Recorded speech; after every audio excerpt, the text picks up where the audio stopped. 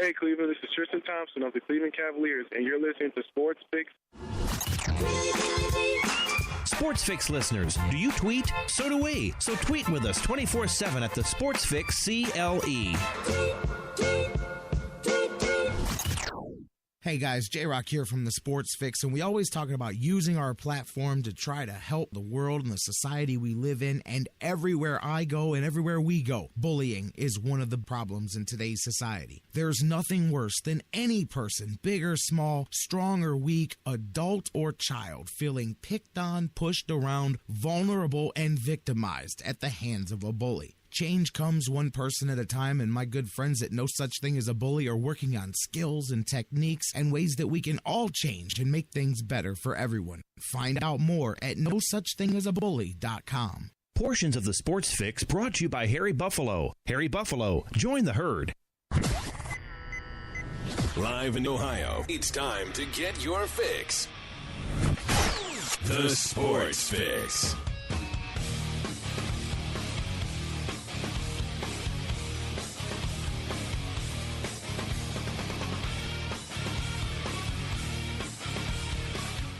And away we go. Hey, back in the saddle again. Welcome everybody live Wednesday, Hump Day, midweek edition of the Sports Fix. And we are indeed here and rocking and rolling, doing the thing. Welcoming you guys, big, small, short, and tall around the world, doing the Sports Fix thing here.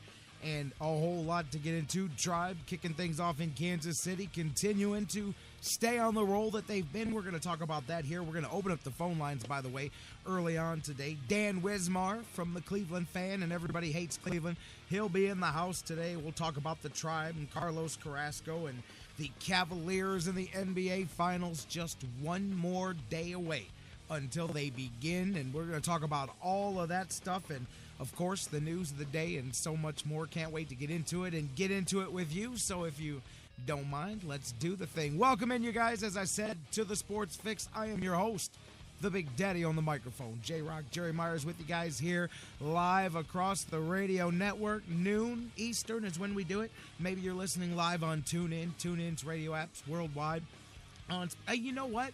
While I'm there, let me pause the introduction right there because I actually just talked to the people over at TuneIn, and they continue to make it easier and easier and easier for people to access the show. How about this?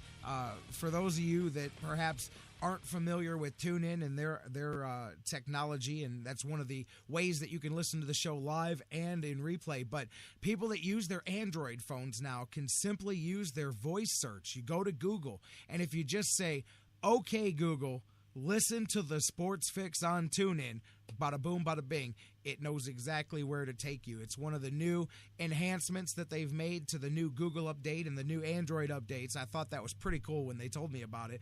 All you've got to do in your Google is type it, just say, "Okay, Google, listen to the Sports Fix on TuneIn," and away you go. Pretty cool stuff. So welcome in if you're listening on TuneIn, and you can let people, to me, where that comes in great is for new people, because anytime people ask me, how can you listen to the show? And I try to give them the easiest, most short-routed way to get there, and now that's just super easy, because I can just go, hey, give me your phone, watch this, listen to the Sports Fix on TuneIn, boom. Done. Pretty cool. So use your OK Google right there, and that's just a way for you to show people, if they'd like to listen to the show, how to do what we do. So anyways, tune in, Spreaker, Mixler, many of you guys listening live over there. Shout out to my peeps in the Mixler chat room there. Many of you guys listening around the world, thousands of you to be exact, on sites all over the place, 24 hours a day. iHeartRadio, the world's largest internet radio provider, on Stitcher, on all kinds of places and sites, big and small, all around. Thank you guys so much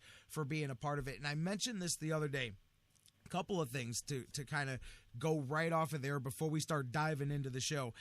Some of the, we've got lots of different platforms, many platforms that we are or have been available on over the last couple of years that we've done this. And while that is, especially in the early going, that was very good for helping grow the audience. One of the problems that I have found is that it is now hurting as much as it's helping, because when you are trying to monetize the show, and we've done a good job, but when you are working with advertising and brokerage firms and different individual companies. And when you're trying to do that, it is much harder to gather people's attention with 17 different statistical outlays rather than just funneling things together. So we've made a strategic business decision here to funnel down to some of the main ways to listen to the show. And I really do think that it's going to help out quite a bit here as far as perhaps on the business side of things for me, as far as making it more streamlined, which allows me to have more numbers in one place to show people. I know it sounds silly, and it is silly to me, but unfortunately, sometimes you have to paint for numbers for people, paint by numbers for people, and that's something that I'm finding myself doing. So if you find yourself affected, well, you wouldn't be hearing this actually, but if there are issues, the main platforms will continue to remain what they are, and that's what we're attempting to funnel things down to. TuneIn, Spreaker, those are going to be the two primary places, and of course iHeartRadio, which is based off of those. That trifecta are the main places that the show will continue to be broadcast. Some of the smaller places will stay. Some of them won't. The ones that won't will eventually fall off, and it'll be easy for you guys to go find another place to listen to the show. But that's something that it just has to be done here. There's a lot of changes on that side. So hopefully you're not affected, but if you feel you will be, then just get yourself now right on over there. Migrate over, tunein.com, Spreaker, our page on there as well. iHeartRadio if you don't listen to the live broadcast. And speaking of that as well, while I've got you guys' attention here, second thing I kind of want to talk about, and this is something I've kind of begun doing here in the last few weeks anyway, but as my schedule continues to fill up and up more and more, both with broadcasting, with radio, with professional wrestling that I have really expanded over the next few months, and as well with some other opportunities that are also presenting themselves financially and otherwise for myself.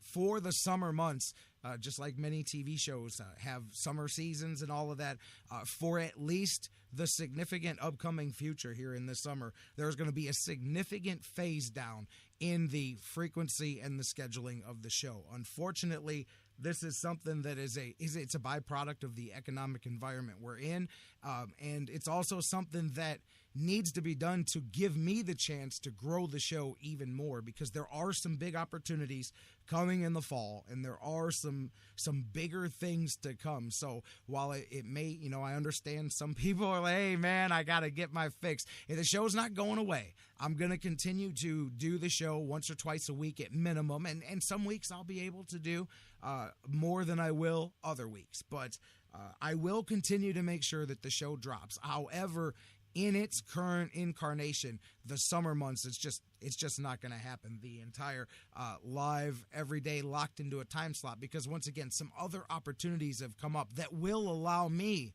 to do some other things for the Sports Fix as well, which is where we all want this thing to go. So I don't have a set start time when this is going to go. This is going to be a gradual phase over the next perhaps several weeks here, especially because during the finals, I'm going to make sure to continue to do the show as much as possible, at least until we're taking that trophy down Euclid. But I just want to give you guys as much honesty and upfront warning and notice about everything. We'll continue to do the show. However, I am definitely going to change the format for at least the upcoming summer months here, heading into the fall, and then we'll reevaluate things. All the social media will still be the same. The show will still be available, all the same places. All the same people will still be a part of the show, just the frequency and the timing, and really, to the most part, the live audience will be affected. However, one of the reasons that I know we can do this and do this efficiently is that the live audience is probably 15% at most of the total audience of this show. So while a small portion of you will be put out, the majority of people already enjoy the show a la carte, which is the way society is going with TV and radio anyway. You listen to it at your time and your opportunity when you're ready. So for the most part, a lot of you, this won't change many things except the frequency of the shows that will come out through the week. But it's a function of the economic times that we're in. The show is most definitely an artistic success.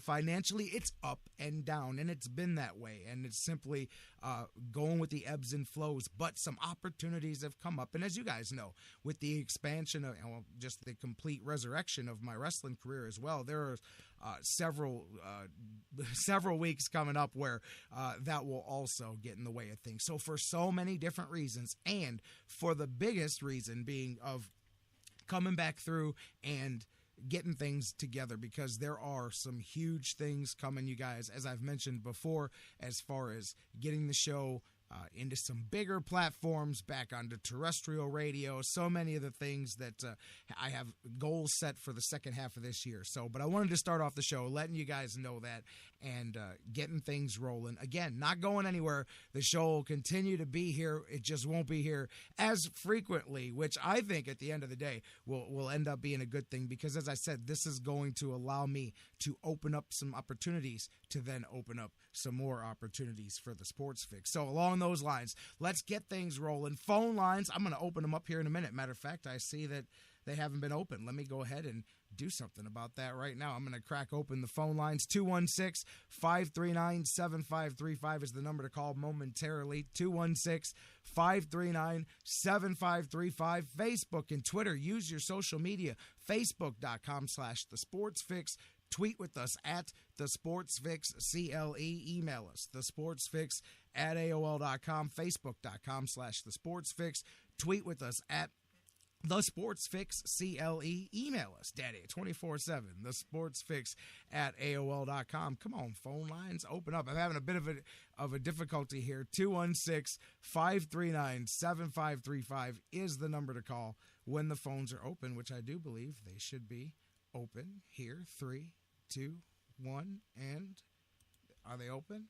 Come on, man. You're stalling me out here. Anyways, as I wait to get those open, thank you guys for being here. I know I had to depress a few of you guys with that at the beginning of the show, but it is what it is. It's all good, guys, and there's no reason to dwell on the negative. And there we go. The phones are now open. 216-539-7535. 216-539-7535. Several of you guys tried to get through here just a few moments ago. I apologize about that. I got on the air and just completely forgot to open the phone lines. As we roll through here, let's talk about it a little bit here.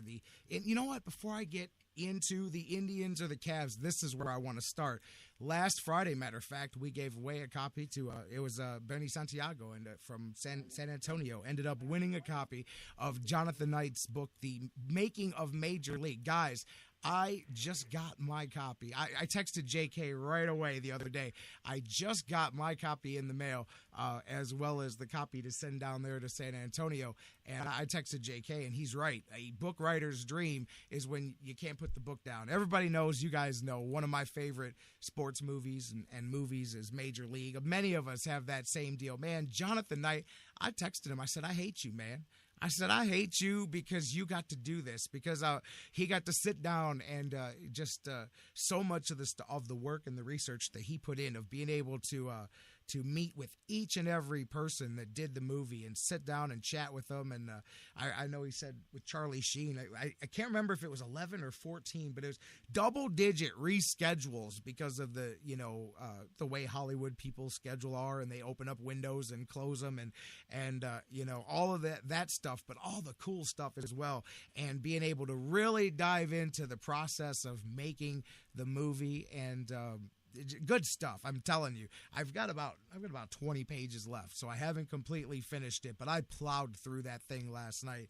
I encourage you guys, if you're a fan of the Indians, of the movie Major League, pick up a copy. MakingofMajorLeague.com is the website. It's on Amazon, Barnes & Noble, Books A Million. It's at bookstores everywhere. MakingofMajorLeague.com. I'm telling you, I'm not getting paid a dime for this. Jonathan Knight is the man. Major League is, of course, the movie of baseball movies, and he really did it proud, telling the story of how the movie was put together. Do you guys know that movie was written 5 years before it finally got put all together? I mean, that movie was written It was written before the Jacobs bought the team. It was written before a lot of things, man. And I'll tell you what, the story of how the movie almost died, came back to life, all the things in it, and some of the little things that the urban legends that surround the movie, and some of the scenes that didn't make the movie, and all of that, how they went about piecing this thing together. Just good stuff, you guys. I'm telling you, it's entertaining, it's informative, it's all of that put together. Jonathan Knight did a great job. Him and I were talking last night. We're going to do a whole show based on the movie and all the stuff that he learned in putting the book together, because it's just fantastic. Making of Major League, just a bit inside story of the making of the movie Major League. Jonathan Knight really outdid himself with this one, you guys. And as a matter of fact, I may have another copy here coming up in the future for you guys too. But anyways, just wanted to talk about that for a minute here. Now I'm already 15 minutes in. We haven't talked sports, so I'm going to let you guys talk. Take the floor away from me. Caller, you're up on the Sports Fix. J-Rocc, Daddy, it's LG, baby. How you doing today? I'm all right, LG. How you doing, baby? Hey, man, I'm getting excited about this red-hot Cleveland Indians team, man. You got to like what you saw with Carrasco last night, 8 strikeouts, 140 pitches with 73 strikes. I mean, this guy, he's picking up right where he left off at the end of the season last year. I know there was a lot of questions coming into the 2015 Major League Baseball season whether Carrasco could do it or not. I guess we're starting to see him do it, J-Rocc, Daddy. Yeah, absolutely. And I'll tell you what, man, it wasn't, and I was going to pose this question to Dan when he joins us here in a little bit, but a little bit of a different series start anyways with the Royals compared to the last time these two teams met. Much different, and boy, that one had that feeling of a battle there. You know, it was a tightrope game. Indians trailed and found a way to scratch out, Moss didn't scratch out. He blasted out the home run to tie the game, and then they were able to get the Brantley run in. How about the bullpen, by the way, taking care of business there, getting through, and what a job by the Indians, as you said. Threw a no-hitter, J-Rocc, Daddy. Oh, I know, absolutely. And Carlos Carrasco, too, he got better as he went. Ended up nailing, the last 11 guys on his way out the door. 8 strikeouts, as you said. His last 3 starts, he's only given up 4 runs in 20 innings, 23 strikeouts, a 1.8 ERA. And like you said, he's really beginning to come together. As we see, this starting pitching is really now starting to be as advertised for the Indians. Well, when you see the Tribe come back and win a game with 1 run, we lost a few heartbreakers by 1 run, and nothing really irks me worse, J-Rocc, Daddy, than to see our Tribe lose a 1-run ball game, man. I mean, I'd still like to see a little bit more offense. It was a classic duel of pitching last night, although Guthrie only pitched for 5 2/3, and he gave up 2 hits. But you know what, LG? Not just to scratch out a 1-run win, not to interrupt you, but because what you said there, they did it off Davis. Davis hasn't given up a run. That was the first run Wade Davis gave up all season long. So, I mean, that's a bit of an impressive deal there too, man. I mean, and the way they did it, look at how that 8th inning went. Bourne gets on, then you get the fielder's choice, then Kipnis with another one. Santana walks and Brantley drives him in. That's it, man. Dr. Smooth. Leave it to him to get a run off of a guy that hasn't surrendered many at all, if any, like you said this year. But let's get back to the Indians are going to send Kluber out there tonight. Kansas City's going to be facing a different Corey Kluber than they faced earlier in the year. This guy is definitely hot, definitely in the zone. And I expect a tough one tonight too, J-Rocc, Daddy, unless the Tribe offense can get going. We know these guys can turn it on and off when they need to. Hopefully Kipnis starts things rolling again tonight, gets on base and gives the Indians an early lead, man. If Kluber has some runs on the board in support of his effort, I think he's going to do a great job tonight, man. And hopefully we could take another win away from these Kansas City Royals, man. We're 1 game below 500 right now. Absolutely. We're definitely one of the hottest teams in Major League Baseball right now, man. We're 15-12 on the road. You got to like that, J-Rocc. You know how hard it is to go into somebody else's stadium and win games, man. And And I just think we're going to see some great baseball from here on in out of this Cleveland Indians team, barring, of course, I always put this on there, barring injuries. I mean, injuries. I mean, just think when Gomes starts hitting the way he was hitting before his injury took place, man. This team could be unstoppable for the rest of the year. We got to just wait it out and see. There's a lot of baseball left to be played, brother. For sure. In the last 4 weeks, they've chipped 4.5 games off of their largest deficit there. By the way, Bruce, good stat in the chat room there. Last 10 games, just to really put into focus how that pitching has locked down. The opposing teams are averaging 2 runs a game over the last 10 against the Indians, as runs have really become scarce for these opposing teams here. And that's the formula there. That's what everybody was looking at, was this pitching and coming together. And I think the back half, the starting pitching's been coming around for a minute. Even at the beginning, the top part of it was starting to come together. Kluber struggled, but what's really bringing it together is the bullpen. They had that run over the weekend of scoreless innings. They gave you 6 more outs last night, and the bullpen now is holding up. I'm telling you, I said it the other day with Dan. You get this Tribe bullpen able to hold up their end of things, and all of a sudden the game has changed, because then the Indians pitching is the best in the American League. No doubt about it, J-Rocc, Daddy, and we knew that this team had some good starting pitching, and there was a couple of question marks early on, but come on, man. The weather was cold. It's hard to get out there and play baseball and be as loose as you are when the weather starts to heat up a little bit, man. But let's switch gears here a little bit. I want to talk about the red-hot Cleveland Cavaliers that are going to go in. Oh, baby, I knew you were going to go there. Cavaliers, as they're wrapping the queue today, by the way, some of you guys downtown may notice that. They're taking down all the signage and all the window wraps and putting up all the big all-in and all of that around as they're preparing. The media descends tomorrow. The world descends here as, of course, it starts on the road. By the way, did you know, and I saw this, I think it was in the Plain Dealer, I saw it pointed out, but in every city that has all 3 professional teams, baseball, basketball, and football, in all the cities that have all 3 teams, the 2 cities that have gone the longest without a championship are Oakland and Cleveland, which, of course, one of them is going to end that in this series, and it's going to be Cleveland. But I didn't realize that. I knew it had been a while for Cleveland, obviously, 51 years. But Oakland is the second longest 3 professional city team to go, 26 years since their last championship, 1989, when the A's won the World Series.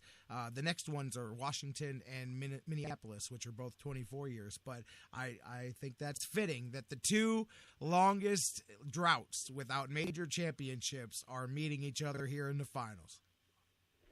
Well, J-Rocc, Daddy, nobody is more hungry than the Cleveland fan for a championship, and one thing we got to remember is LeBron James was a Cleveland fan way before he ever played NBA basketball, man, and this guy is hungry himself to bring the good people of the city of Cleveland a championship, and I got to tell you something right now, brother. This guy is going to put it all on the line in this series. If we thought we've seen a dominant LeBron James in the past, I tell you something right now, Big J-Rocc Daddy, you ain't seen nothing yet. You might have to share the destruction name with him, man, when he's done with this Golden State Warriors team, man, because I think we're going to see some destruction taking place on the scoreboard with LeBron James in this upcoming series. And I think this one he wants. I think he needs it more than any other championship that he has, and I think you're going to see this guy putting it all on the line, and I think you're going to see each and every one of his teammates do the same thing, man. Oh, preach, LG. I'm with you, brother, and I agree, and you're starting to see what's funny is, I'm going to get into this. You're going to take me in a different path because there's something I wanted to talk about later with Dan about the strength of the Cavs team around him. But as far as LeBron specifically, he said that the other day. He said, this is probably the best I've ever played because, and I know this, listen, I know this as a guy in my mid-30s doing an athletic sport, coming back into it. no matter how much hops, no matter how much strength, no matter how much moxie you've got when you're 20 years old, you can physically stay there for a while if you keep yourself in shape. But you're never as good as you are when you've been doing it for a while, when you start to hit the prime of what you do, because you got the mental side of it. You've got I've been there, I've learned from my mistakes, and that's when, no matter how good you think you are in your 20s, to me, if you're a true dedicated athlete that's good at what you do, you're at your peak when you start to hit the beginning there in the, depending on the sport, beginning to mid-30s, and you've got the experience that goes with the physical prowess.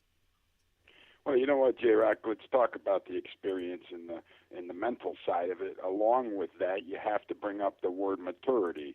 This is the most mature that LeBron James has ever been in his professional career. He's been there before. He's done it. So the mental side also is completely different than it was when he was first starting out, or when he was 5 years younger, or even younger than that. But when you mature at the sport that you're playing and you learn how to win, Jack Nicklaus, one of the greatest golfers that ever played the game, the guy has 18 majors. J-Rocc, he's got 20 second-place finishes in PGA major tournaments. People don't even realize that. They talk about Tiger Woods and his 14 majors. Jack Nicklaus said, you got to learn how to win out there, man. And that's one thing that comes with maturity. And LeBron James has figured out a way to win. And, when the Cavs were struggling, they were losing ball games, and LeBron was on the bench for a couple weeks with a slight injury. You saw the guy just sitting there, and you could tell the wheels were turning. What could he do to help this team, even from the bench, man? And his leadership has been invaluable to this Cleveland Cavaliers team. David Blatt, you saw him thanking LeBron James for coming back to the city of Cleveland, and he deserves a championship, was Blatt's quote during that game, that personal moment that they probably should have never aired in the last game of the Hawks series. But let me tell you, Blatt's 100% correct, and Blatt was very fortunate to get a guy like LeBron James to come in, especially in his first NBA season as a head coach. And let's face it, folks, you can look at this any way you want. Without the leadership, without the courage, without the stamina of LeBron James going out there night after night after night, I doubt that the Cleveland Cavaliers would have made it to the finals. Sure, they got depth. They got a good team. We brought in guys to help LeBron James. They complement LeBron James' game. Or you can even say LeBron James complements their game, because nobody passes the ball and comes up with more assists than LeBron James. This guy's just unbelievable, and we're lucky to have him, J-Rocc. And I got to tell you, man, I really have a great feeling. I know the national media is not giving this Cavaliers team the respect that they're due, but I tell you, there's going to be some heads turning around after tomorrow night, brother.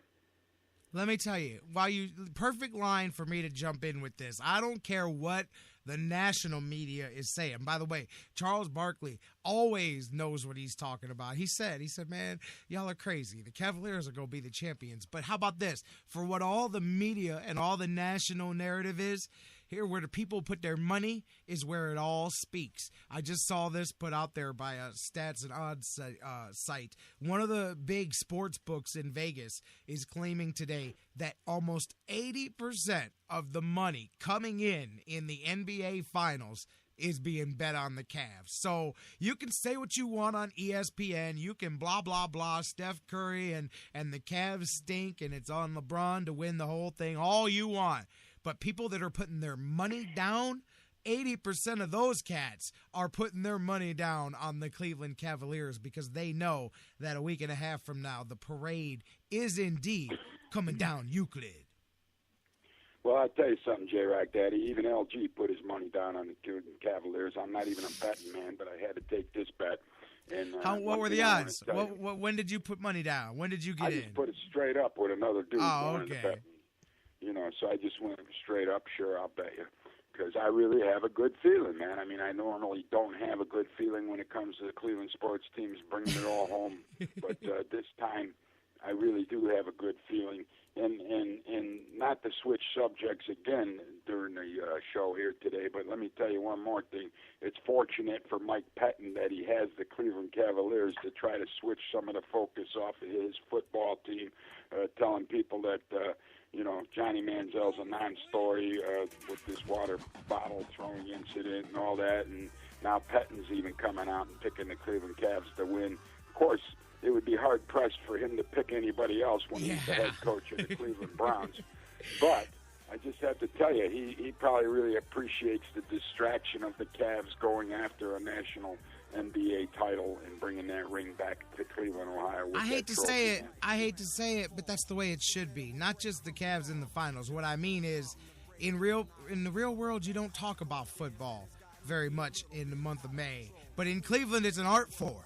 It's an art form, brother. And I'm telling you, man, there's some places where they keep playing basketball and they play some good baseball, and you don't even know those guys are playing football until August. I know it's crazy for us, Larry, because that's not the way it goes in Cleveland. But honestly, other places, they don't even know what minicamp is, man. Here, we know the rules. We know how long you're allowed to practice. We know all that stuff because usually, at least for the last 4 years and some of the years before that, nobody's playing basketball, and the baseball hasn't always been the best either. But yeah, I don't care what they're doing right now, man. I'm all in, as they say, on the NBA Finals, my friend. Well, one thing I can tell you, J-Rocc, winning is contagious, and the Indians are winning now. The Cavaliers have won and gotten to the point where they're going to contest for a championship. And when that national media spotlight focuses in on the parade running down Euclid Avenue with an NBA title hanging off the back of the car where LeBron's riding, waving at the crowd, that Cleveland Indians team's going to get caught up in the hype, and they're going to want a parade of their own sooner or later. So, we already said this Tribe team is one of the red hottest teams right now in Major League Baseball. They're coming up out of the basement that they were in.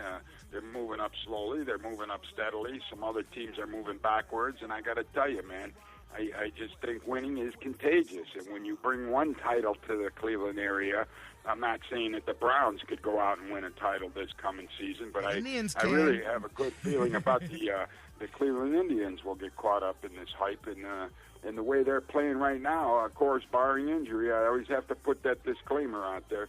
This Indians team could be competing for the Central Division this year by the time it's all said and done, man. There's a whole lot of baseball left to play, J-Rocc Daddy. I think we're 51 games into a 162-game season, man. So you do the math. That's 111 more baseball games to be played, man? Absolutely, man. And you know what? Everybody throws out dates and years and anniversaries and all this stuff. 20 years, baby. 95 is a great memory. It's what everybody lives on for so long. 2015, maybe the Indians create that new season that everybody talks about, following the Cavaliers and the parade down Euclid. My man, I'm feeling good, LG. Anything else before we hit the break? Well, like I said, J-Rocc, winning is contagious, man. And once that parade does descend down Euclid Avenue, man, and this Cleveland Indians team gets a chance to see how the city of Cleveland will respond to a championship. You saw the city rallying around the Cleveland Cavaliers, and you see some of the prices of these tickets. I think Bruce Wood posted the other day $800 for a couple of tickets in some section in the queue. It shows you that this town will support a championship effort, man, no matter what the sports team is. So if the Indians want to jump on that bandwagon, it's going to be easily accessible from where they're at to join in the celebration of the Cleveland Cavaliers. I don't want to say we're definitely going to win the championship because I don't want to maloik anything, brother, but I don't think it's maloikable at this time. This team is too deep, it's too good, and these guys want it too bad to lay down and let the Golden State Warriors walk all over them. The only thing we do have to watch out for, J-Rocc Daddy, is that the NBA is fair in this series, that the NBA doesn't come out with some stupid refereeing bull. Larry's already ready for something to happen, man. Let's just relax. Face it, man. Cleveland doesn't get the break. No. Don't talk about it. We're not even. No, stop out. I'm not going to let nobody hear you. We're not talking about dates. We're not talking about any of those things. Shh. good vibrations. Come on, man. No more living in the past. That crap is behind us. I almost dropped Absolutely, one it's behind us. That this is crap a new is era. behind us. Cleveland put the spark needed. That started an entire new era in Cleveland sports. And I got to tell you, man, I think it's going to be contagious, and I really think it's going to rub off on this Cleveland Indians baseball team, J-Rocc, Danny. And I, for one, can't wait to see it happening, brother. Me too, LG. All right, game happens, man. I'm ready. You're all right, man. I'm going to show what kind of a mood this Cleveland Cavaliers team is in, how hungry they are, and how dominant they can be playing for an NBA championship. And I, for one, look this afternoon, brother.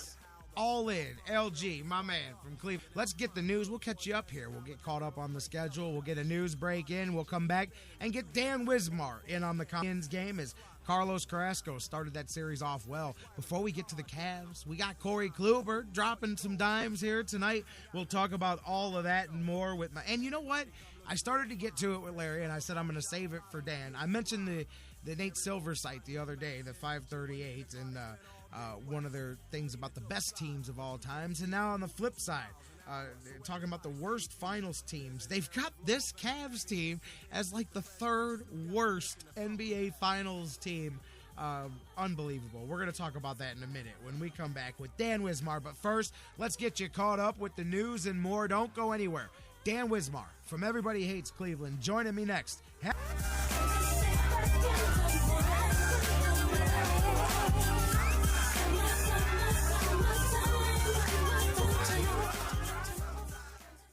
The Sports Fix, the show that asks the question, what you talking about, Lou? What you talking about, Lou? What you talking about? What you talking about? What you talking about, Lou? What you talking about? What you talking about, Lou? What you talking about? What you talking about, Lou? We'll be right back. Guys, want to take just a second as we head into this break and remind you about the official business printing source of the Sports Fix, our friends at Signs and Ship. Signs and Ship, I'm telling you, Chris and Pam, they've taken care of me since day one, and they can do the same for you. Whether you're a small business that's already been established and you're looking to grow to that next level and expand your business, or perhaps you've got an idea that you just know is going to be a great business and you need to figure out how to brand it and how to promote it and put it out. If you need a logo, they can create one for you. They have a fantastic graphic designer. Business cards, signs, banners, yard signs, more that you need to promote your business. Whether it's the home base here in Elyria, Ohio that I work with, or their spots in Virginia, Florida, and Pennsylvania, it's all local sourced. Very important to me because we all understand that small business is the lifeblood of the community. So check them out, signsandship.com, or call Chris and Pam today, 440-323-6060, the home office in Elyria, Ohio. Signs and Ship, quality printing at affordable prices. Hey, this is Scott Fujita, and you're listening to the Sports Fix.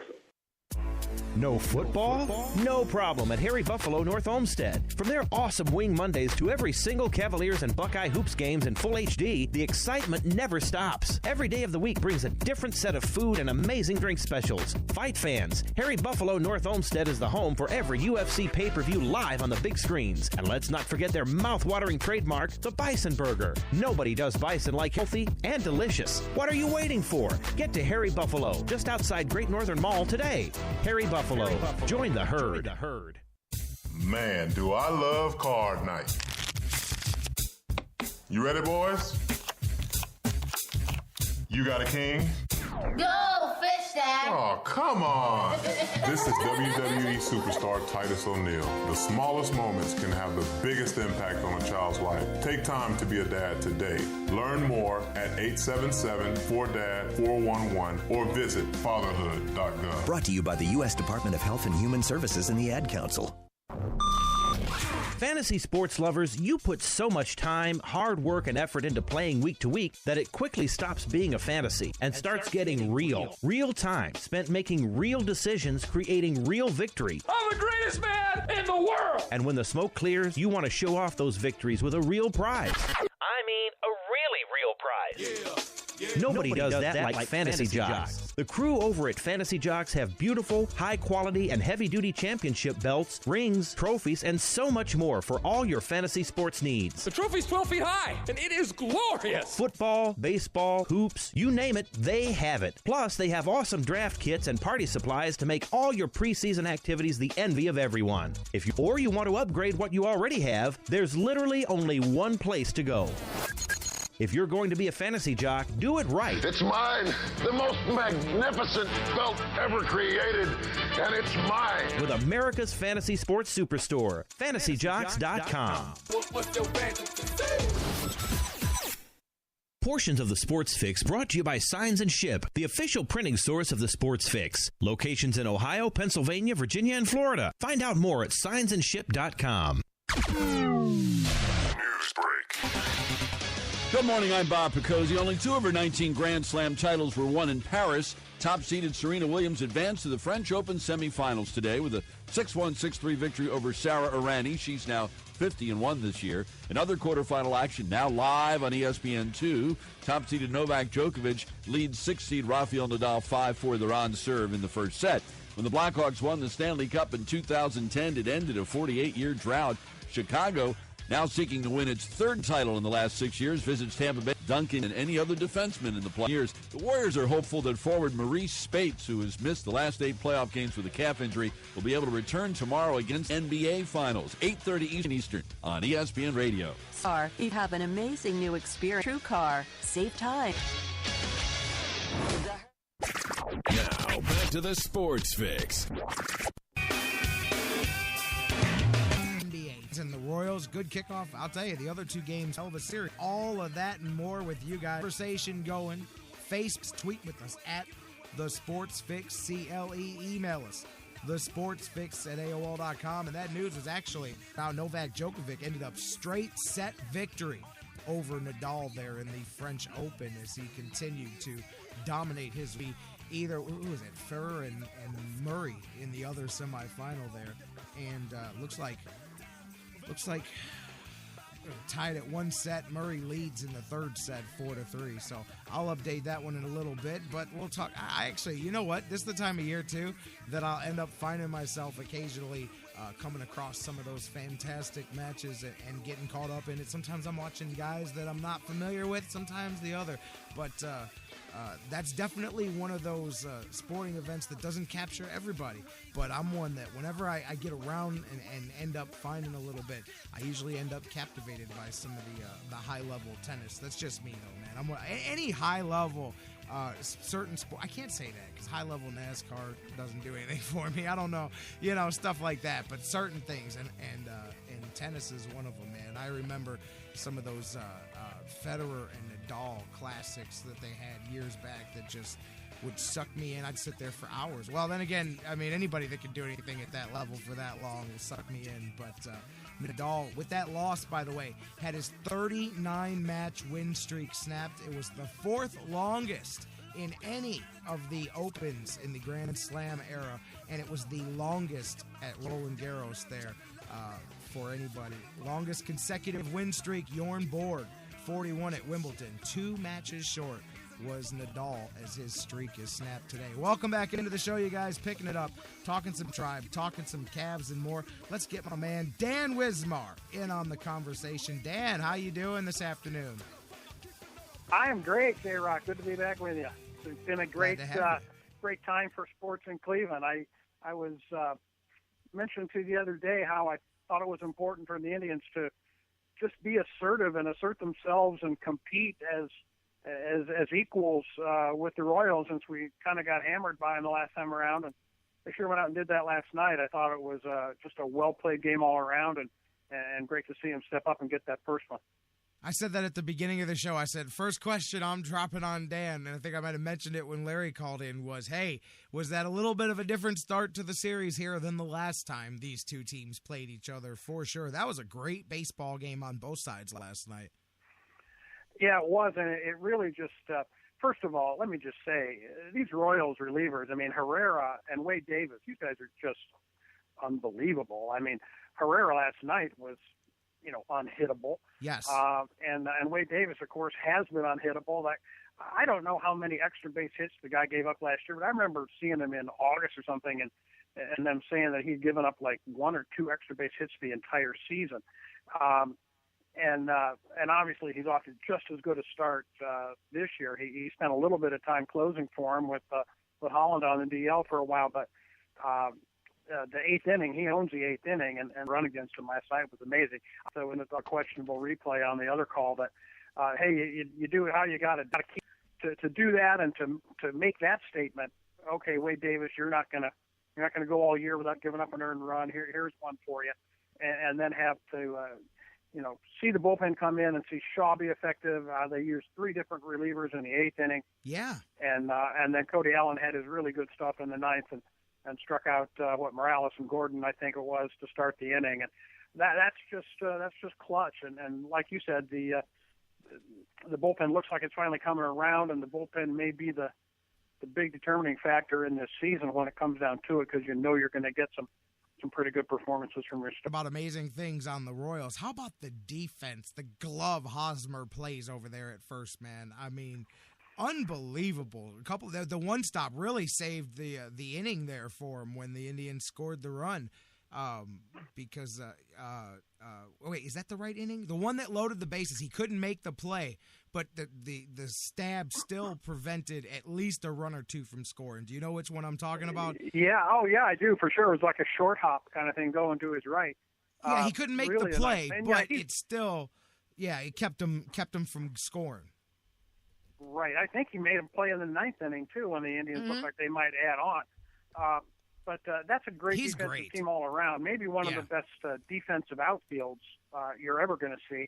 I don't think it's quite as good as when they had Melky Cabrera in center and Frank Gore in right, but it's still a darn good defensive outfield, and Gordon just one of the best defensive outfielders in baseball. So yeah, they built their team on speed defense and their bullpen and took them to the World Series. So that's the element that team has. It still has way over the Indians, and that's just team defense.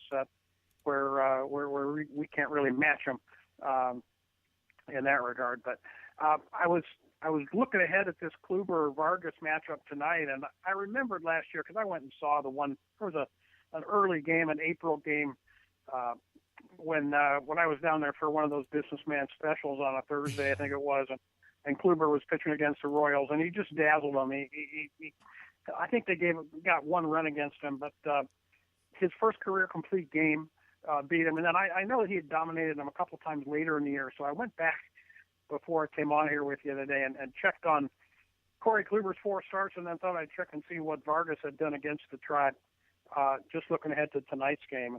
Kluber was 2-1 against him last year with a no decision, but it was really better than that. He dominated him in that game in April.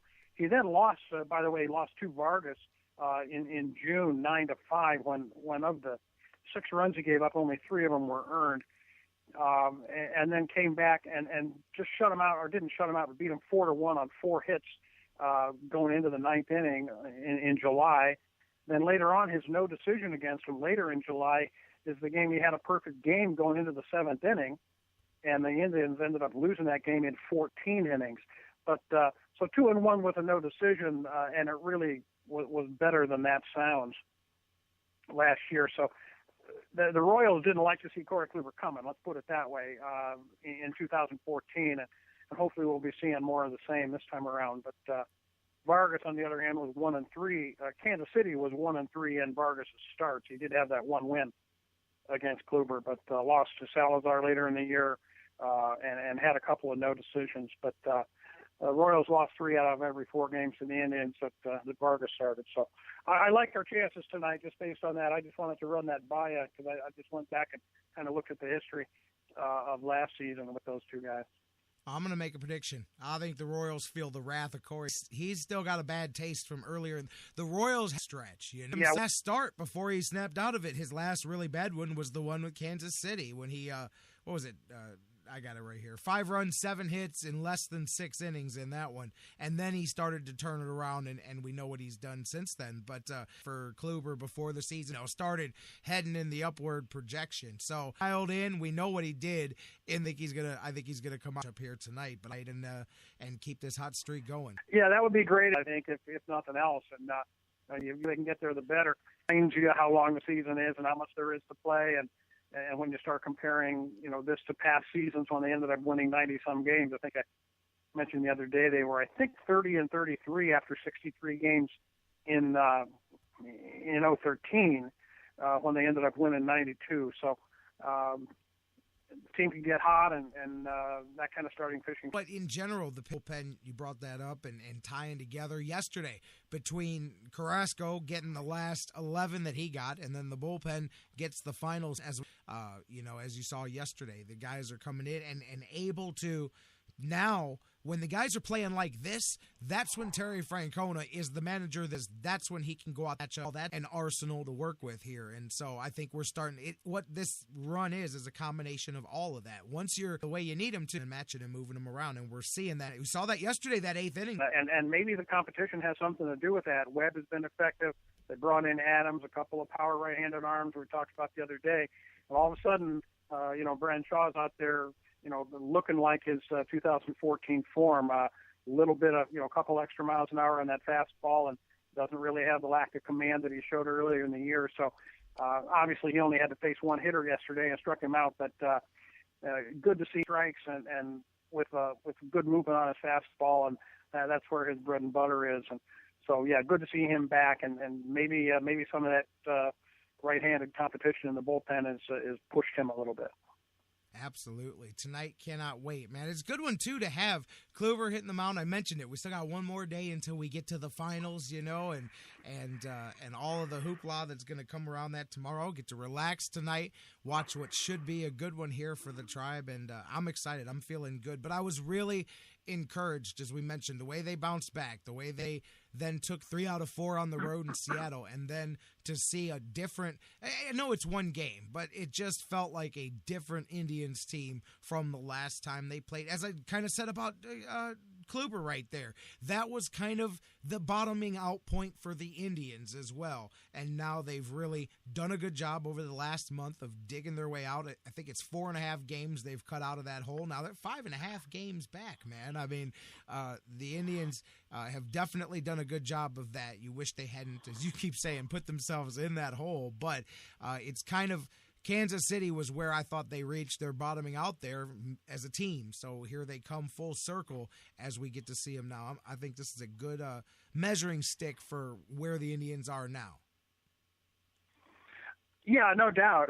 It'd be great to take one of these next two. I think coming into this series, call home for 6 games against the Orioles and the Mariners road for in a 4-game set. So, yeah, you're right. I think it's time to get over that cycle. Yeah, you're right though. The Kluber Vargas matchup is a nice one to have the night before because tomorrow Chris Cleveland.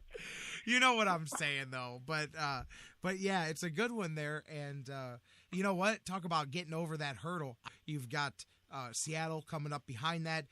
There's some good promotion fireworks. The Indians are on a run. They got some teams that are on a struggle right now coming in. This is a chance where you not just get up above 500, but you get yourself 4 or 5 games up above 500 by the time you head out on the road. Yeah, you're right. I'm sorry, you're breaking up a little bit, but catching Detroit at a good time too, because boy, are they struggling right now.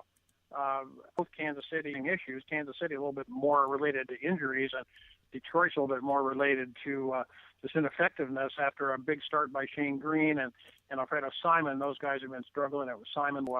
They're hitting rock bottom, and another week we're going to be homestand. I didn't have the rest in front of me. Yeah, so there's a chance to get yourself humming at the same.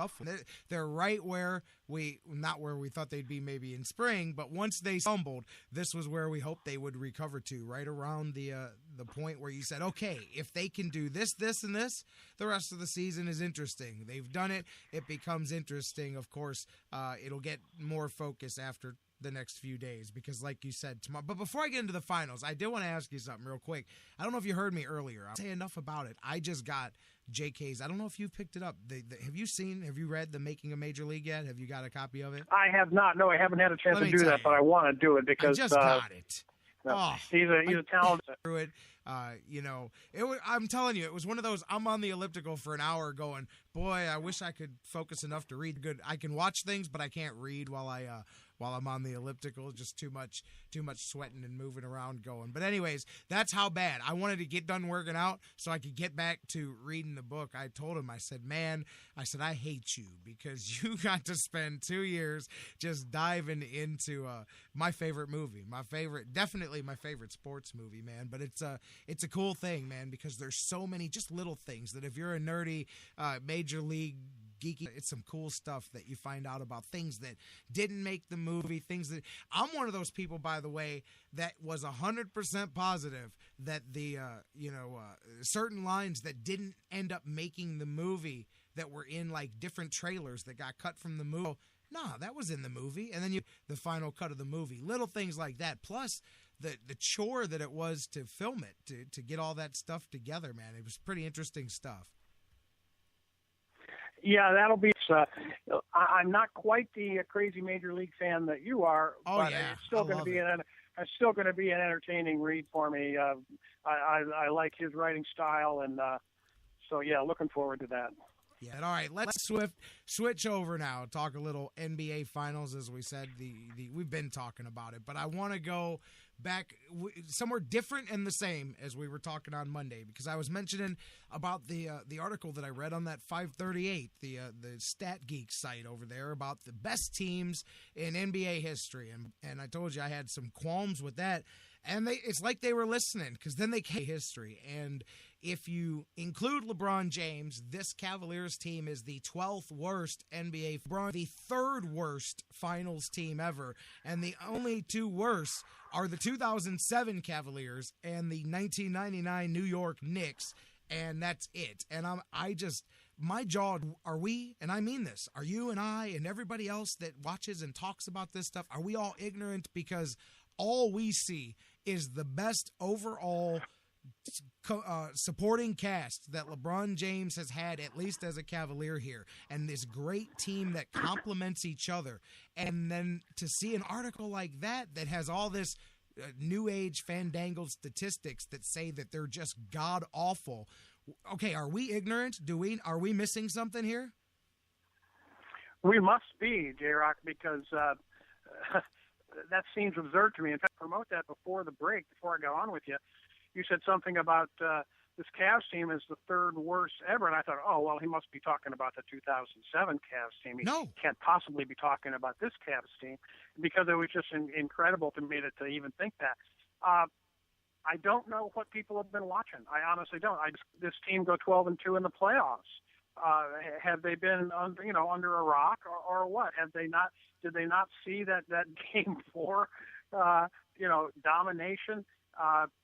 Maybe they're not watching the Las Vegas betting lines that you brought going on the final. It seems out of left field. It seems like one of those situations where there's lies, damn lies, and statistics. That you can make statistics tell you anything you want. I don't know what his criteria were, obviously, and don't know that I want to know. But yeah, I just think you've got to be and not a basketball fan if this is the conclusion that you come to, because it's obvious that you haven't been watching any basketball games. Now here's the thing, though, and this is why you and I get into this talk a lot about the newfangled stats and all of that, and this is where I throw it out the window that are looking for ways to prove points that they want to make. And then the stat guys will come back at me and say, well, I can prove this, that, and this. And I look at stuff like this and I say nonsense. Same thing with, I don't care what they say. You cannot not win a championship team in the history. That is just an ignorant argument to make. I don't buy stuff like that. But what they did here, I was trying to find the actual how they put this together so I can explain it. It appears that what they do, the plus minus, which is of course one of the most foolish stats. Misleading stats ever. Yes, yeah, absolutely. Right. So they use the plus minus and a secondary stat that's some kind of a talent projection number that they come up with. And again, where do you come up with these weird stats that you get? But that's what they used. And according to these same numbers, the Golden State Warriors are the 14th best team to ever play in the NBA Finals ever, according to these same numbers. And they broke down all of LeBron's other teams. They've literally only got this team a 0.1 rating higher than the 2007 Cavs, if that makes any sense at all. Yeah, it makes none other than the fact that the 2007 pretty good regular season record won that in 6 and 61 rate. It was a bunch, and who knows? I guess because they must not be looking at other circumstances like the roster makeover, for example, this year that this team underwent, and their record after in the second half like that, which are obviously factors. And obviously, this is not the same team that went 19 and 20 out of the gate, so I don't know how much or if at all those things are taken into account by Nate Silver and his 538 crowd. But I've learned over the last few years with it, you can't. I'm not going to bet my house on what Nate Silver says. And let me throw something at you, and this is just for all of you guys listening to show you how garbage some of these new age statistics are. The two teams directly above the Cavaliers, NBA Finals teams ever, are the 1994 Houston Rockets, who won the NBA championship, and the 2011 Dallas Mavericks, who won the NBA championship. So, and meanwhile, the 2011 Miami Heat, who lost to those Dallas Mavericks, are the 10th best NBA Finals team ever. So the team that lost the 2011 Finals is the 10th best finals team ever, and the team that won is the 5th worst finals team ever, according to these stats. I don't think you need to even go beyond that, Jerry. I think you just proved how idiotic the whole process is. Come on, man, the winner. Like you say, there's been.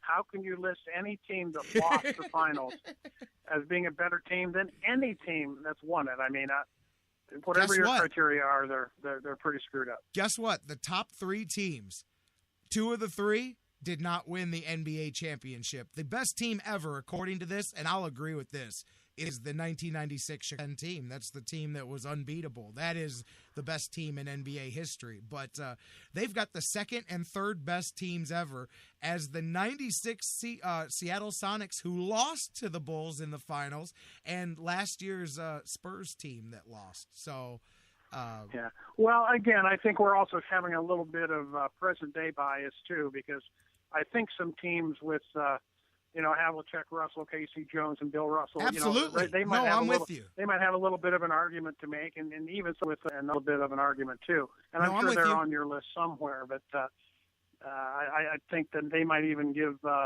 those Michael Jordan Bulls a run for their money. See, I'm with you, because to me, the best teams in NBA history are that set of Bulls teams, that 96 through 9. Because I think, man, when you look at Pippen, Rodman, Jordan, that was a hell of a team that they had. But it's the 87 Lakers and the 86 Celtics squads. Those two have got to be up at the top of any all-time list. The 64 Celtics from Bill Russell, probably the best, whatever the best of those teams are, whichever one you want to say was the best of those run of teams, and the Lakers in the early 70s, the run that had West and Chamberlain and those guys on the same team. Worthy and everybody, Magic. Yeah. Well, no, that's the 80s teams. The Kodak teams? No, I said those guys. I said the 80s Lakers, but I mean the 72, 73 Lakers that had sure, Chamberlain Jabbar, and Chamberlain, Jabbar is those teams that we just threw out there. Yeah, and that's why I think that some of this number crunching that happens now does have a modern day bias, I'll call it, that they don't want to 30 years old. And I'll admit that today's athletes are but I'm not going to say the teams are better necessarily. Right. Because basketball, obviously, the game has evolved, and it's much more of a one-on-one game now, and a high-flying game, and a three-point shooting game, and things like pass aren't. Teams more, but just of teams like all those, the only one that I would take away, and it's hard. How do you take away from a team that wins a decade worth of titles? But there's no way that Celtics run happens in any other era of basketball. Russell was a great player. I look at the competition of you had like one tenders that they had to beat every year. Usually whoever Wilt Chamberlain was playing for or whatever. The 76ers for the most part, yeah. Yeah, right. and they dominated. And I just think that one's the one. But you can only play who's in front of you. Like that they just beat everybody for a decade straight. Same thing there. But that's where I have a hard time when people go Bill Russell because he's got all the who was. I would agree with you. The same kind of thing holds true in golf, and they compete. It was basically the four of them competing for major titles, yeah. And you had a bunch of also-rans. And today, more like 44, even 8. And it's hard to win once on the tour, let alone twice. And only the truly great players can get multiple wins on the tour these days, just because the competition is so much stiffer. That would be the only thing analogous, I think, to Celtics. Say the same thing about the Yankees team. Especially younger, not just younger fans, but just of a certain, really of this generation, because I think at no time has the past been less valuable or appreciated than in the modern era of the fan. And hey, man, great teams, man. This Warriors team's the best team I've ever seen, and this team and that team. I mean, the Lake, they made. Because I saw this stats on this 79 to 90 and however many of those teams ended up in the NBA finals, but it was a ridiculous run where they were in the final two literally for a baker's dozen straight. Essentially contemporaneous with the career of Magic. As long as he was there, they were. It's like on for the last conference finals and not making it to the NBA finals. I think that's one of the most impressive team runs, period, is that 80s Lakers team. And man, imagine if the Celtics weren't in their way. And imagine how good those Celtics teams would have been if the Lakers weren't in their way. Yeah, exactly. It's going to be interesting here. We talked the other day, going a little bit back to the Cavs in today's finals. Of course. And to that narrative, get there and win. What happened to the narrative about experience in the finals is important. All of a sudden that narrative is completely out the window because the Warriors have absolutely nobody who's ever been there and who's worth of finals experience on their roster. So that's unique, and I just wonder how much of the national media narrative, Jerry, is 72 playoff to what people were saying in fours before every playoff series, and the Cavs are going to learn their lesson now. Cavs got lucky. Chicago got everybody hurt, and they missed. To show them here's the best part. Atlanta, same Cavs. They're going to run them. Rivers going to hit Cavs. Half of each will win. People that say, we're not idiots. We know that the Cavs are going to be better if Kyrie Irving is healthy than if he's not. But they've shown they can win when he's not. I don't know why that continues to be the overriding factor of the series. And they talk about the Warriors' superior depth. And, okay, you look at it objectively, maybe they do have a better 1 through 8 in terms of, pure talent on the floor. But, for ranking the players on the floor, we got number 1, and, I guess, you'll give them me, but, I'm not so sure our 1 through 8 doesn't match up. I think it's going to be big, and I don't ever profess to be any X's and O's basketball guru, but, you read and you watch and you have common sense. It seems like the Cavs have the ability to beat the Warriors down low with size and guys, force some, really using Mozgov down low. I think about it the other day. We're going to out-rebound these guys, and it's a team that you can't rebound against them. So I just think the size factor is going to stories. Nah, I think if you listen to everybody else when this thing's done, the Cavs are going to become the first team in NBA history to have a championship handed to them. They'll be the first team ever that had every team stop showing up. I don't know. There'll be some narrative. The only reason the Cavs are going to win is because Golden State's going to miss all their shots, and they're going to uncharacteristically turn the ball over a bunch of times. And no credit will be given to the Devers or any of that. It'll be, boy, LeBron got lucky. He got the Celtic that everybody. Yeah, kind of the of the world. Who else is on record as being the Cavs for this? I don't thing? know. I mean, I know Barkley said the problem, and that maybe don't know how else we're gonna do it. But no, I haven't noticed a lot of people on the. I've seen like some celebrities, but not that. And that's interesting that the media people are not on the Cavs bandwagon, but the gamblers are. Right. Like, you're putting your real money down. These aren't people going, hey, I'm going to try to be cool with this bet. No, I want to make money, so I'm betting on the Cavs. 80% of the money is coming in for the Cavs, and the odds aren't that, it's a 50-50. I mean, there's, you're not, I think you got to bet, I don't know, 5 to get 12 or something. It's not a great. It's 2 to 1 maybe. I don't know. It's not a great set of odds. But anyways, regardless, that's where all the money's going in because everybody else that's not so smart goes, hey man, I've watched both these teams play, and LeBron is the Cavs. They're not going to be stopped. Did you see what they did to Atlanta? Did you see what they did to Atlanta? And that's what the gambling people. Yeah, you've got to believe that. And I think the Cavs.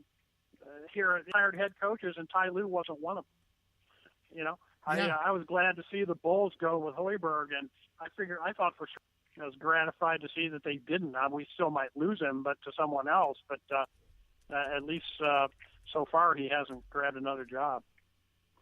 Yeah, you know what was interesting? Did you notice too? Speaking of the coaches, there it was. A lot of people didn't notice that the Cavs actually had to get just these little coincidences between the teams had to get the Warriors' permission to even interview Black because he had technically already signed with Assistant. I knew they had talked, but I didn't know that he had already agreed to come on board, and then he actually had to get permission from them to talk to the Cavs about their opening.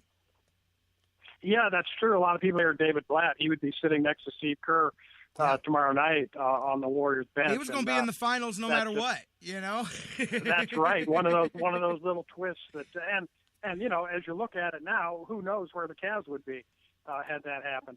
You got to believe that the Warriors would still be in the finals. There's no reason to think necessarily that the Cavs would have been. For sure. I'm with you, man. Man, we've talked because the talking is done. The ball's going up in the air, and we get to see. And I'm telling you, I can hear the national. I can give you the narrative over the next 4, 5, 6 days. It's going to be. It's really got to get their stuff together. They're going to be different in Game 2, and then, well, I'm telling you, by the time Game 3 comes, it's going to be Golden State's a desperate team, man. They've got to do something here, and then finally the realization is going to sound is Charles Barkley, and LeBron was not Superman because that's what he just said. Man is at the height, not have a chance. The series, boy, the Cavs can't win unless LeBron is absolutely Superman. Well, have you been watching? What's your point? In other words, people. What's your basis for Superman? Because what is the judging point for Superman? Because it may be kind of in that area right now. I'm just curious. Yeah, not sure what you've been watching lately, but we've been watching. Triple-double? For a series? Triple-double for a series? Yeah. Dan? Would that qualify as superhero level play right now? I mean, nobody's ever averaged a triple-double in a playoff series before. Yeah, so anyway, well, that's, just being one on is going to be great. I can't even be like downtown. I'm convinced that the Cavs are going to grab one of these. Whether it's 1 or 2, I think we're going to get one. And that should crazy times downtown next Tuesday. Wants to be the Cavaliers. There's only one way they start that tomorrow night. Take it for what it's worth, man. I think that the Cavs have, depending on how Game 1 goes, this weekly. But anyways, we'll see. I cannot. Well, we could win it in Game 6 in Cleveland. So that's still a possibility. Now you're still saying 5. I'm sticking with 5 because I do think Golden State. I think Golden State's going to grab one of the first 2, but if they don't, it's a sweep because they're not coming out of Cleveland and taking one. So if they don't, so you think we go back to San Francisco up 3-1 and win there? I guess I'm saying if they don't, if they don't win one of the first two, this series is a sweep, and I'm standing behind that. They're not coming to Cleveland. That's what I mean. You start monkeying around, a way to guarantee two, and I think that's the. But I honestly believe that he doesn't just want to win this thing; he's going to win it in Cleveland, and he knows what he's got to do to go out there and do it. Well, you've got some credibility established here with your track record over the first few rounds. So I'm just saying, from your lips to God's ears, baby. That's all I can say. God, man. I mean, I could be wrong. We could be sitting here on Friday going, well, how did that happen? But I don't. I think it's more likely that they're going to be sitting there going, wow, how did that happen? And then they'll be telling stories in the future about what they learned when they played Cleveland in the NBA Finals. You got to go through. I don't care through it. But I think how many and then, people, and seriously? Then the national media can go back to their narrative about you got to get there and lose before you get there. Because you do. Who else besides Jordan, who went and won all the ones that he was in, who else has won right off the bat? Magic Johnson, because he walked him and just happened to get drafted. He did, yeah. But who else? Everybody else loses before they win for the most part. Yeah, that's true. And by the way, that Magic Johnson rookie year was one of the most amazing finals performances of all time. People are still talking about that. If he played center in the final game and scored 40 or something. I mean, it was just one of the most amazing individual performances, let alone for a rookie in the NBA Finals that anybody's ever seen. For sure, man. I mean, again, that's stuff that people don't even know about or appreciate. I was in in my infancy. I obviously wasn't paying attention then. I think I was a year or two old, but I learned very early on, and that I saw what he did. I said, man, this guy played all five positions. I mean, I idolized Magic Johnson. Jordan came around, but to me, that's why I've always compared LeBron to Magic Johnson. Magic Johnson to me, because he was the ultimate basketball player when I was growing up. Until I did become a Michael Jordan guy right around the transition of into the '90s, but because he was the ultimate winner. But man, Magic Johnson was, to me, the epitome of a basketball player in my childhood, man. And even more than Larry Bird. I loved Bird, but nobody ran Showtime like Magic Johnson, man. That's true, and they were both, contrary to Jordan, they were both great passers. Yes. And that's why they are better comparisons with LeBron than Michael Jordan is. Because of their era, maybe of any era. LeBron is really the first guy come around since those guys that is all phases of the game, scorer, rebounder, and passer, and exquisite at all three parts of the game. And much more brings to mind Bird and Magic than Jordan.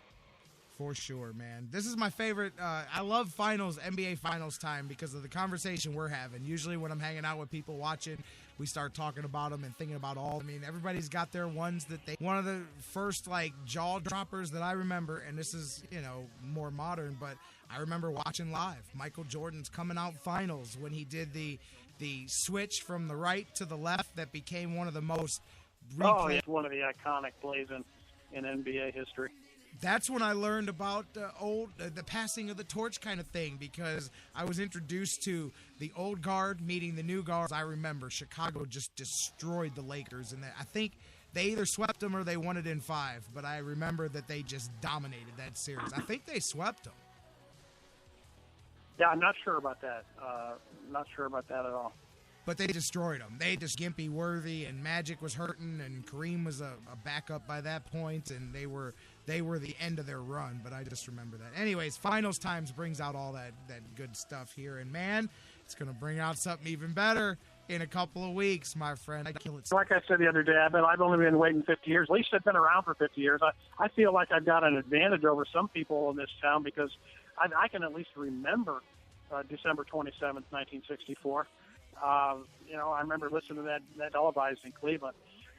And the first NFL championship that was televised nationally, but they had the blackout. But they sat in Cleveland, Ohio, and watched the Browns win on the championship in '64. Are lying to you, because the game was not on TV here. But my dad was there. Anyway, my dad was in the park. Least, I remember at least him I telling remember me. it, and being thrilled about it, mostly because my dad was thrilled about it. And Jimmy Brown was already my major hero in sports. But a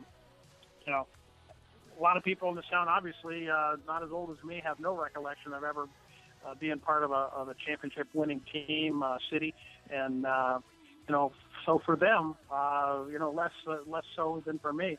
I'm hoping that they can pull it out.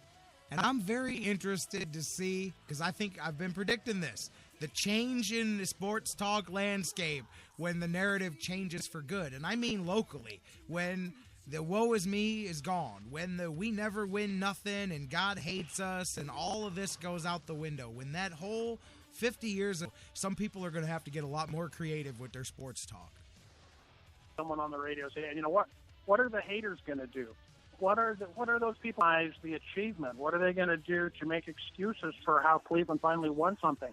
The people that are perpetually aggrieved are the negative Nellies and the losers who revel in Cleveland's failures and want more of them for some sick psychological reason.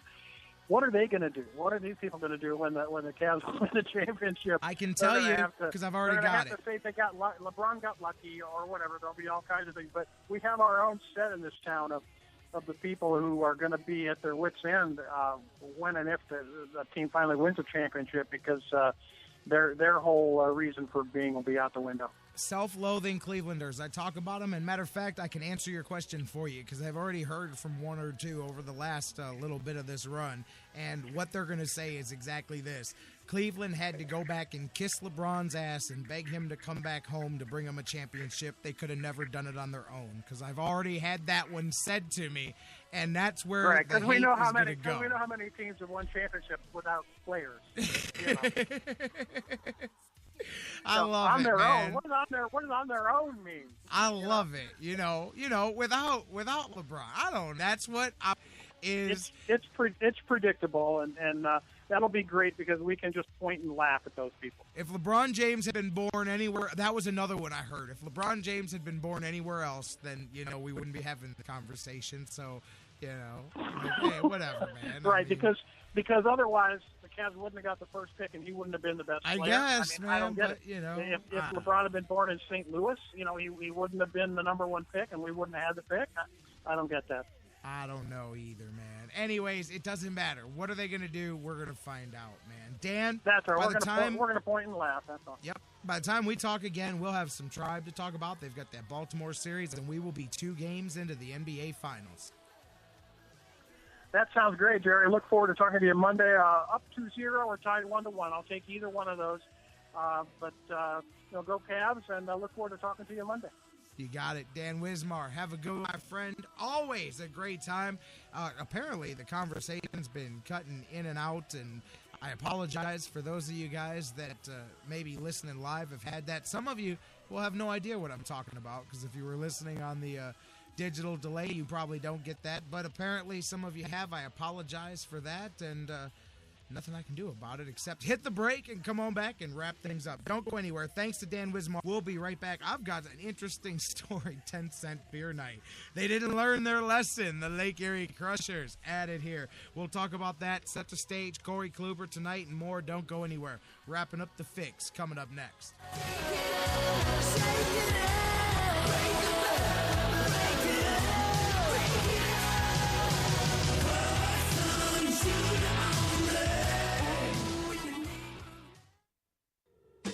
The Sports Fix, your choice for intelligent talk. That was wonderful. Bravo! I loved that. Oh, it was great. Intelligent talk. Well, it was pretty good. Well, it wasn't bad. Well, there were parts of it that weren't very good, though. It could have been a lot better. I didn't really like it. These guys must be on the wrong station. It was pretty terrible. It was bad. It was awful. It was terrible. Get him away! Hey, boo! The Sports Fix. Hey guys, before we go to the break, I want to talk to you a little bit again about our good friends at Harry Buffalo North Olmsted, the UFC, the Ultimate Fighting Championships, some of the hottest fights in the world today. Each and every one of their huge events, Harry Buffalo is one of the few places in Northeast Ohio you can go there and watch each and every UFC fight at the Harry Buffalo. And let me tell you, I've been there. The people are out the door. They are to the rafters. It is one of the craziest environments for some UFC fights. Wing Mondays, they've got great deals on wings and drinks, and every day of the week there's a different special, a different deal. And don't forget the Bison Burger, the unbelievable. It is the combination of a fantastic burger and eating healthy combined into one unbelievable sandwich. You have got to get a bison burger while you're there. So whatever you're looking for, whatever day of the week, Monday through Friday, Saturday, Sundays, there's something for you at the Harry Buffalo North Olmsted, just outside Great Northern Mall. Check them out today. Harry Buffalo, join the herd. It's the Sports Fix. We'll be right back.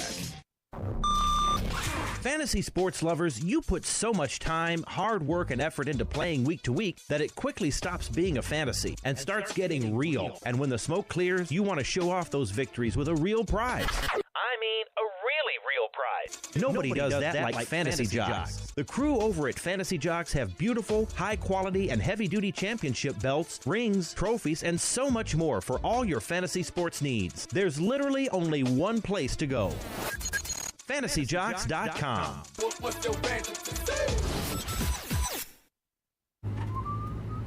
In 50 feet, turn left. Why are you driving so slowly? After a few drinks, I'm taking it slow. Well, you're not fooling the cop behind you. What? Get ready to pay in 0.1 miles. Getting pulled over for buzz driving could cost you around $10,000 in fines, legal fees, and increased insurance rates. Nothing kills a buzz like getting pulled over for buzz driving, because buzz driving is drunk driving. Brought to you by the National Highway Traffic Safety. The Sport Heart Radio app. Subscribe to the show and get your fix. Hey, everybody. Listen up. Listen up, guys. Hey, guys. Listen up. No one should ever hit a woman. Not their wife, not their girlfriend, not their date. No woman should have to fear violence. Especially not from someone they know. Have to change it. It's up to each of us, because even one is too many. So all of us, growing up, father. Abuse can to hurt a woman's ability. So if you see help, dating violence, step up and help end it. One is too many. One is too. End the violence. Because it's wrong. Because one is too many. Hey, you guys are rocking with Reggie Germany, former wide receiver of the Buffalo Bills and Ohio State Buckeye. You're rocking with the Sports Fix. Wow, I feel good. I knew that I would not. Cleveland and Sports Fix Nation episode today. And I love my conversations with Dan. I love all of these go-off stuff today, talking about some old classic NBA fight. Who is your favorite NBA teams of all time? I'm curious. Hit me up and let me know while you're listening to this. 216-539-7535. Call me, leave your message on Facebook and Twitter. Facebook.com/TheSportsFix. Tweet with me at TheSportsFixCLE. Email me, TheSportsFix@AOL.com. Who's your best NBA teams of all time? I listed about a half a dozen there, and I'm sure I left out several along the way. I left out the Spurs run of the last several years here with Dan Wismar. He'll be back beginning next week, and we'll break down the first calls to the caller, LG, earlier. You guys that have been tweeting and texting and messaging with us and all of that stuff throughout the show. We've got a lot more to get into this week as the NBA Finals begin tomorrow. You know what? That's not the only thing tomorrow. There's an Indians game tomorrow. There's the NBA Finals, you may have heard, tomorrow. And then the Lake Erie Crushers. I don't know if you guys heard about this. Remember dime beer night, 10-cent beer night for the Cleveland Indians? Of course, it led to one of the darkest chapters in Cleveland sports history, the nasty riot that happened that night back in 1974. Ninth inning of the game that was forfeited by the Indians. Billy Martin was a part of that when he managed the Texas Rangers. The pictures, we've done episodes talking about this. The guys with bats protecting themselves on the field, and all of the fans taking the field, and all kinds of nonsense. Joe Tate called it the most embarrassing night of his entire career.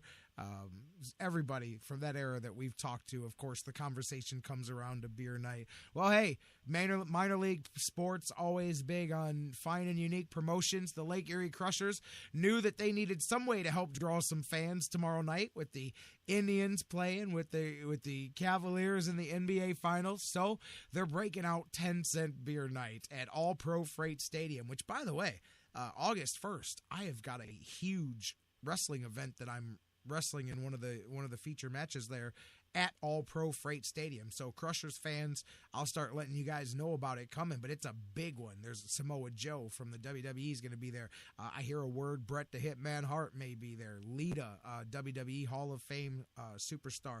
Lots of guys going to be there. Going to be a big deal. Rhino, Shane Douglas, lots of guys that are big to the pro wrestling audience. But anyways, I'll tell you more about that later. But the Crushers have decided to make tomorrow night's game 10-cent beer night. Of course, they've learned their lessons from a few decades ago. It's pregame only. The minute the first pitch is thrown, the promotion ends. So dime beers are only available for the pregame, and you can buy 10 beers. You can get 10 tickets beers, so they're not very big. They're 5-ounce beers. You can buy 10 of them at most. And then when the game begins, you'll buy regular price. However, it's Thirsty Thursday, so regular price is still $1 a beer. But they say there's going to be tons of security on hand to make sure everybody's safe and keep people from getting carried away. But an old, I don't want to say classic, maybe an old tragic, but an old story being revisited by the Lake Erie Crushers tomorrow night. They're bringing Dime Beer Night, 10-cent Freight Stadium out in Avon. Gates open and get tickets on that thing as early as 10 o'clock tomorrow morning when the ticket office opens. See, oh, man, I'll tell you what, if there wasn't the issue of a basketball game, I'd have to go down there and check it out myself. But, alas, there is this thing called the NBA Finals. Maybe if you go down there, have some fun, let me know how Dime Beer Night went. Tonight, before we get to the Cavs, before we get to the NBA Finals, we've got Mr. Corey Kluber taking the mound for the Indians as they look to reach 500 for the first time in forever here, climbing out of the hole that they dug themselves in. Corey Kluber taking the mound for the Indians tonight in Kansas City. On the other side, Jason Vargas will be on the hill for the Kansas City Royals. The Tribe looking to continue their hot run and guarantee themselves another series victory here as they took the first game last night. Kluber and Vargas, 8-10 tonight is the first pitch on that one.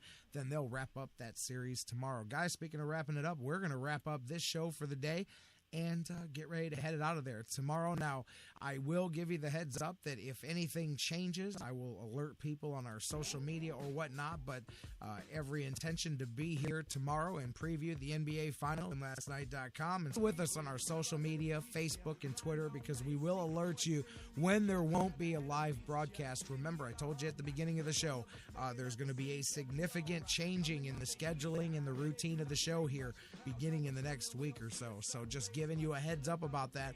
We plan on being here tomorrow, however, so we look forward to talking to you as well. Same bat time, same bat channel, live at noon across the Sports Fix Radio Network. We love you, Cleveland and beyond.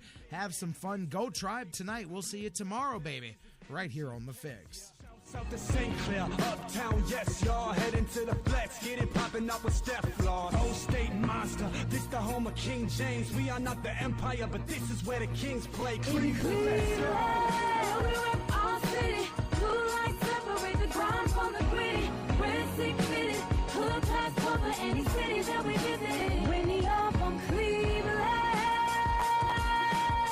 survivals are must on these streets. We hustle, don't sleep, out here in Cleveland, Cleveland, Cleveland. Okay, now here we go. Welcome to the Cleveland show, but this ain't no cartoon. Reality is all we know. Tune in.